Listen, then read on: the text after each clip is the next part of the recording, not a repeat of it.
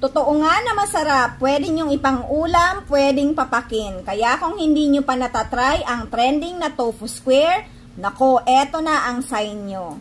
Ilang linggo na din nire-request ko ng mga bata, pero kahit late na tayo sa trending, gagawin ko pa din kasi kailangan ko ng merienda namin. Para makagawa nito, pinaabangan ko talaga ang mang tataho na nagbebenta ng tokwa. So, dati binibigay to sa akin ni Kuya ng 100 isang bloke, pero ngayon 120 na. Mas gusto ko din sa kanila bumili kasi talagang bagong luto, mainit-init pa yan. Hiniwa ko lang ito ng pa-cubes na may katamtamang size. Ang totoo kahit kalahati lang nito, kasya na sa 4 katao. Para sa paggawa ng sauce, kailangan lang natin dito ng mayonnaise, soy sauce. Kung meron kayong liquid seasoning, dagdagan nyo.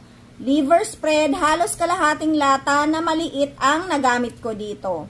Pamintang durog at calamansi juice. Haluin lang ng mabuti para ma-well combined at kung medyo nalalaputan kayo, dagdagan ng kaunting tubig. Ako nagdagdag ako dyan ng 1 kutsara lang kasi ayaw ko ng masyadong malabnaw. At tikman at timplahin ayon sa inyong panlasa.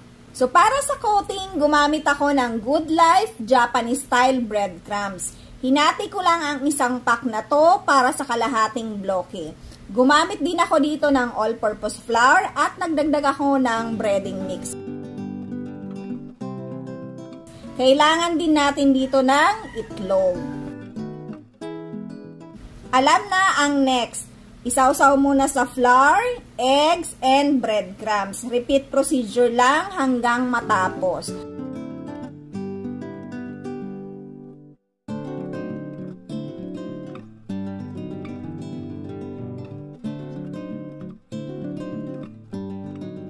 So, magpainit na din ng mantika at prituhin. So, tingnan nyo, ang ganda ng pagkakaprito. Prituhin nyo lang until golden brown. Sa dami ng nagawa ko, hindi ko lahat prinito. Nilagay ko sa ref ang iba kasi pwede naman siyang ilagay sa ref. Pwede talaga itong ibenta kasi madami kayong magagawa sa isang bloke at kaunti lang ang ingredients na kakailanganin natin. So, perfect din itong pang merienda pero kami nagustuhan talaga ng mga bata at inulam nila. Ganito lang ang plating ko. Tokwa plus yung ginawa ko na sauce at nagdala ko ng homemade chili oil.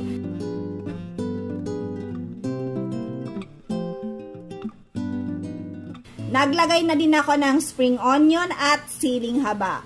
Alam nyo, nakakatakam talaga siya, lalo kapag maraming chili oil. At syempre, di mawawala ang tikiman time. So, para sa akin, masarap siya talaga na maraming sauce at chili oil. So, malutong na creamy ang sauce, tapos maanghang. At nako, kanin na lang talaga ang kulang. Kaya sa di pa nakakagawa nito, nako gawin nyo na. Bili na agad ng Good Life Breadcrumbs. Available naman yan sa tindahan at groceries nationwide.